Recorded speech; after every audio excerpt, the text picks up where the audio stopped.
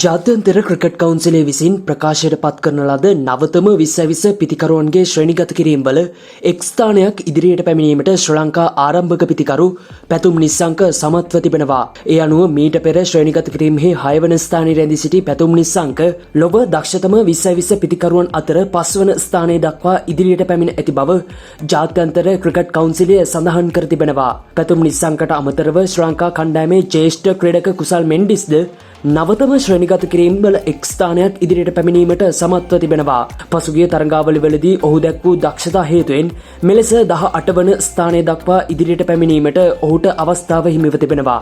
කුසල් ජනිත් පෙරේරා ශ්‍රේණිගත කිරීමෙහි 20 වන ස්ථානයේ රැඳී සිටිනවා.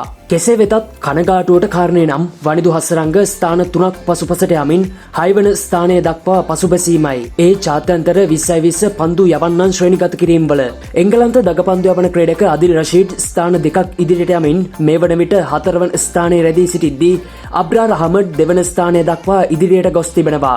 කෙසේ වෙතත් තවමත් ලොව අංක 1 2020 පන්දු යවන්නා වන්නේ ඉන්දිය ක්‍රීඩක වරුන් චක්‍රවර්ති. කෙසේ වෙතත් මහේෂ් තීක්ෂණද 20 වන ස්ථානයේ රැඳී සිටිනවා. ලොව අංක 1 පිතිකරු වන අභිෂේක් ශර්මා සහ වරුන් චක්‍රවර්ති යන දෙදෙනාම ඉන්දිය ක්‍රීඩකයින් වීම විශේෂත්වයක්. මේ අතර ලොව හොඳම 2020 තුන්නිරියව් ක්‍රීඩකයා බවට පත්වීමට පාකිස්තානු ක්‍රීඩක සයිම් අයුබ් සමත්ව තිබෙනවා.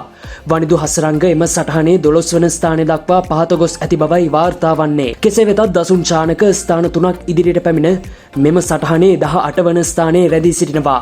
මේ අතර නව එක්දින පිතිකරුවන් ශ්‍රේණිගත කිරීම වලට අනුව කුසල් මෙන්ඩිස් එක් ස්ථානයක් ඉදිරියට පැමිණ 14 වන ස්ථානයේ පසු වන අතර පැතුම් නිශ්ශංක ස්ථාන දෙකකින් පසුපසට ගොස් ඇත්තේ 16 වන ස්ථානයේ දක්වායි. කෙසේ වෙතත් එක්දින නායක චරිත් අසලංක තවමත් 9 වන ස්ථානයේ රැඳී සිටිනවා. මෙහි විශේෂත්වයක් වන්නේ එංගලන්ත නායක හැරි බෲක් ස්ථාන 17කින් ඉදිරියට පැමිණ තිබීමයි.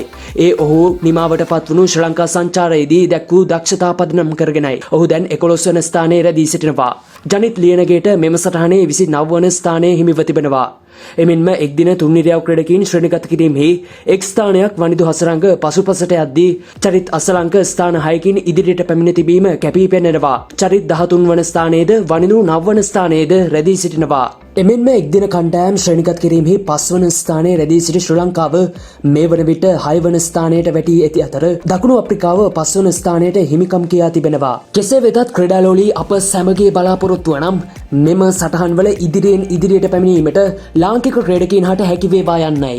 නව ශ්‍රේණිගත කිරීම වල වෙනස්කම් පිළිබඳව ඔබේ අදහස අපට කමෙන්ට් කරන්න. ක්‍රිකට් ලෝකයේ උණුසුම් තොරතුරු ඉක්මනින් නිවැරදිව දැන ගැනීමට ස්පෝර්ට්ස් කවුන්ටර් සබ්ස්ක්‍රයිබ් කරලා බෙල් අයිකන් එක ක්ලික් කරලා තියාගන්න. ඔබට සුබ දවසක්.